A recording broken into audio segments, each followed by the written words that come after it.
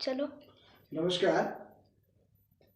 Today we will discuss about Indian University Act 1904.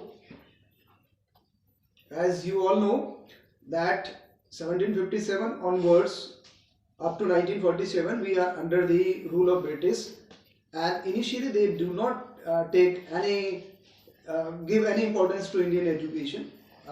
It was first Warren Hastings, the governor of Bengal, who started some efforts for education, and that was his individual efforts that was not supported by the governor of East India Company.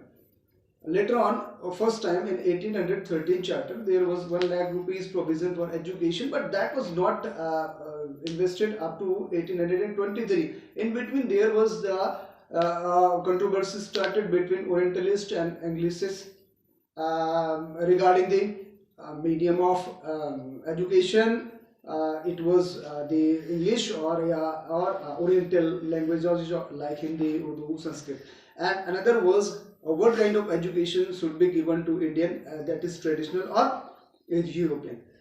But it was later on Macaulayan system adopted.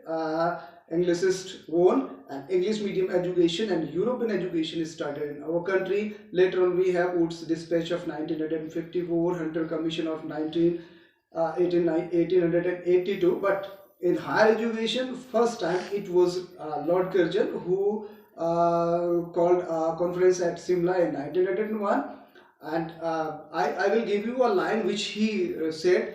We have to devise a brand new plan of educational reform, which is to spring full arm from the hand of Home Department and to improvised nolens and volens upon the Indian public. Means either Indians like or don't like, this system should be imposed on them.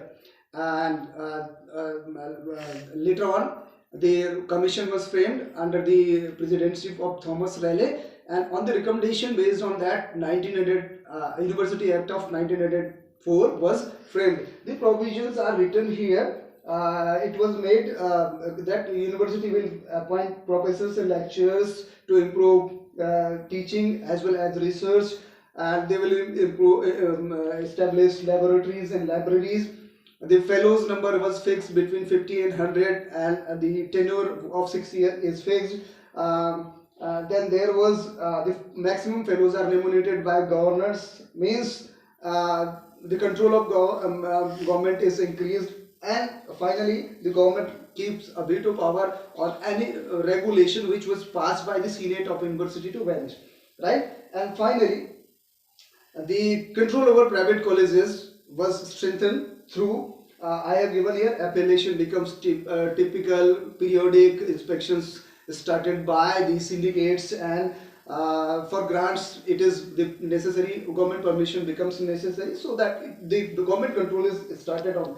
Finally, I would like to say that the government control over higher education was made stronger and stronger by this. In another word, you can say that the higher education goes in the hands of government, and nationalists, though nationalists of our country opposed it, but in my view that was basically then that was basically the part of filtration theory, which says that the education should be provided to the limited group of the Indians, so that it goes to the people through filtration, and whatever there is a requirement of Britishers for their administration, for their political part, for collection of revenues, only that limit of the education should be given to the Indian public, so that they will become helpful to their administration. And another motive of that kind of controlled education was the flame of freedom will never lamp in the hearts of Indian people. Thank you very much.